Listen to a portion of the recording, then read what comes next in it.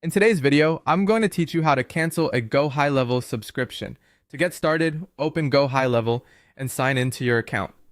Once you're inside the platform, the first thing you need to do is make sure you are in the correct account view. This is important because the subscription and billing settings are managed from the agency side, not from an individual sub-account or location view. If you are not currently on the agency dashboards, look for the option to switch over and click Switch to Agency View. After that, you should be on the main agency interface, where you'll have access to the settings needed to manage your plan. Next, go to the settings area. You can usually find this in the main navigation menu.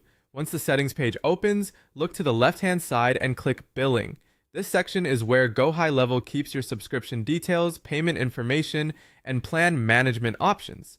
Inside the billing section, find the option that says Want to modify or cancel your subscription, and click it.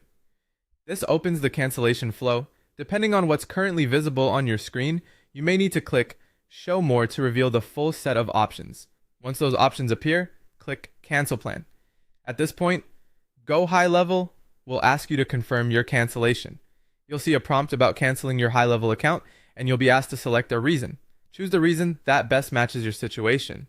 This step is usually required before you can move forward, so make sure something is selected. After choosing your reason, click Next.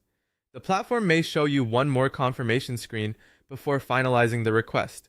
If you are sure you want to continue, click I still want to cancel. That's it. Once you complete that final confirmation, your cancellation request should be submitted.